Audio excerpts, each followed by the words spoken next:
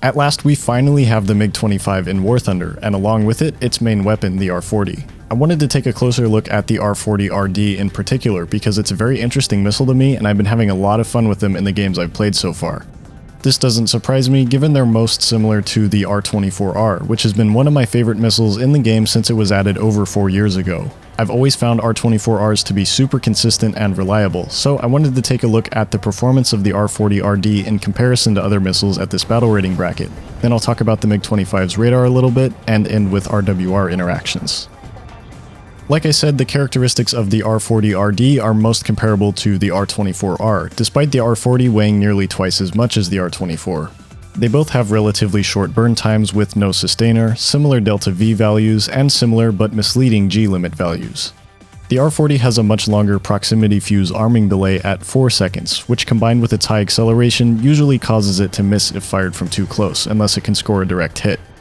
If you're wondering about the IR variant, the R-40TD, it also shares similar seeker values with the R-24T. These missiles are very good for medium-range sneaky kills, or when your radar is the limiting factor. However, they're vulnerable to getting flared away randomly, which is not a good feeling when you only have 4 missiles in a 16-player lobby, so pros and cons. Try both and stick with the loadout that works for you.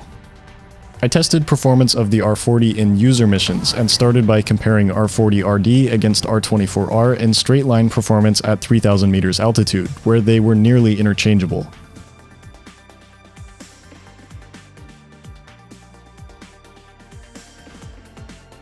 I repeated this test at 11,000 meters altitude, and once again they performed very similarly in time to impact.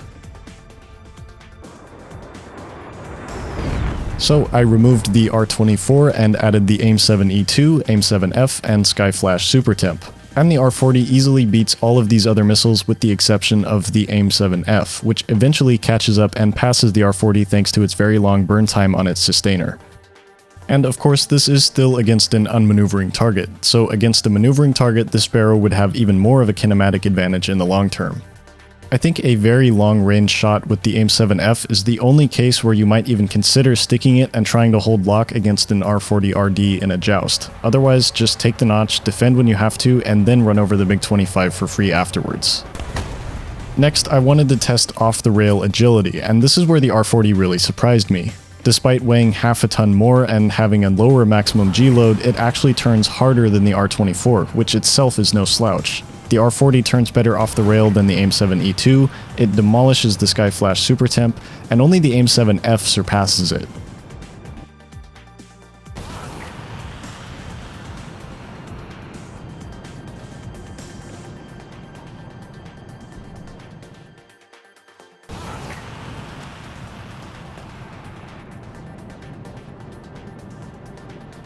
I also ran it through StatShark's very cool new 3D missile calculator, and I saw the same result, with the R-40 making a turn that the R-24 can't. If there's any takeaway I want you to get from this channel, it's that the G limit is only one of many factors that goes into missile agility. Fin area and fin AOA often matter more in actual gameplay scenarios, and the R-40 is yet another example of that. So the performance of the R-40RD itself is incredibly good at 11.0. But semi-active radar missiles are only as good as the launching aircraft's radar, and the MiG-25PD's Sapphire 25 radar is a very quirky and often frustrating radar to use with some pretty big limitations. The biggest problem with this radar is it doesn't have a narrow scan option, and it doesn't have an ACM or an HMD mode, meaning if you want to lock a target, you have to wait for the radar to pick it up first, then select it and lock it from search mode. This is made worse by the fact that it has the annoying scan pattern where, once it reaches the bottom of the scan area, instead of jumping to the top and starting over, it reverses direction and starts scanning the bottom row again before working its way back up. In other words, it always scans the top bar and the bottom bar twice on each pass. Thankfully, there's a faster way to obtain lock using the IRST. Just enter IRST, switch to narrow scan, lock the target, and then switch back to radar, and it should hand the lock off. Make sure you actually have a solid radar lock before firing an R-40. This method can be faster than locking directly from search, but you have to be within IRST range, and the IRST can go after flares, so it's not always better to get locks this way. So getting a lock can be a pain in the ass, but as far as pulse radars go, this one is actually pretty decent at holding a lock against ground clutter, especially when compared to other pulse radars in this bracket you might be used to. I wanted to run a basic test against some other radars, so I put a target at 600 meters and tried to find how close I had to be to pick it up in a shallow dive. The F-4E's radar was only able to detect the target around 4 kilometers. The Mirage 3S and MiG-21 did worse, only picking it up within 2 kilometers. But the MiG-25 was able to get a lock at 14 kilometers. Of course, true pulse Doppler radars blow it out of the water in the same situation, but the MiG-25's radar has surprised me on a few occasions where it had no problem tracking targets that were flying relatively low. To be clear, it's far from being immune to ground clutter, but I've seen comments saying that it's outright terrible, which I don't think is entirely fair. And I should mention it does have MTI, but like the MiG-23, you have to be below 1600 meters above the ground, and you also have to have your nose pointed below the horizon, which given the MiG-25's abysmal low altitude performance, this isn't really something you should be trying to use very often, especially in the early game. But the MTI does work well when the opportunity presents itself, usually when cleaning up attackers in the late game. Like all pulse radar and CW SAR missile combinations in War Thunder, the biggest counter to them is pre-chaffing. If you lock a target and fire a missile, and then the target drops chaff afterwards and decoys the radar, the missile will continue to track the target as long as you don't unlock your radar and try to relock. At this point with the missile tracking, you have to notch the missile itself to defeat it even though the radar is not locked onto your plane.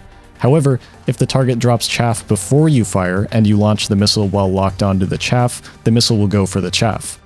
This is why pre-chaffing any plane with a pulse radar and decent CW radar missile, and the MiG-25 especially, is super important, because if you're actively pre-chaffing a MiG-25 and ready to flare his R-40RD or R-60M, there's virtually nothing he can do to kill you. This plane has absolutely zero hands in a 1v1 against anyone with countermeasures, the monitor turned on, and any amount of brain cells. The last quirk of the Sapphire 25 and R-40RD I want to cover is the RWR interactions. It's pretty common knowledge by now that the MiG-25 is one of the few planes with a radar that operates on J-band, and many RWRs lack the ability to detect J-band.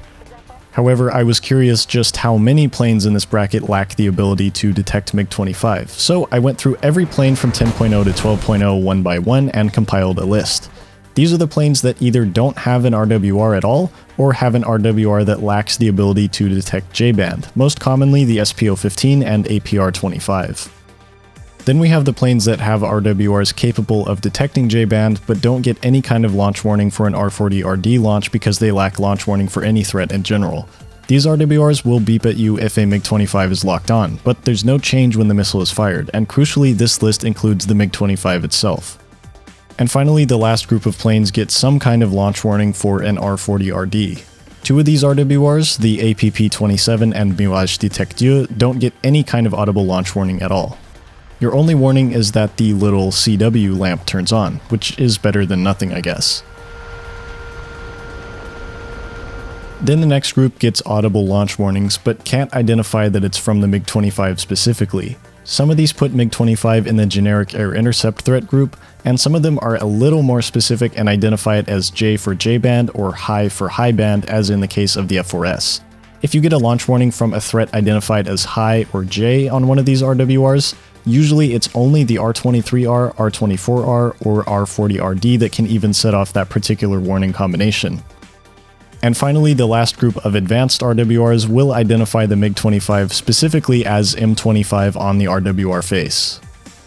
So that's about everything I wanted to cover when it comes to the R-40RD. I found it to be very fun to use, especially from closer ranges, direct front or rear aspect, where most of my misses were honestly just bad launches on my part.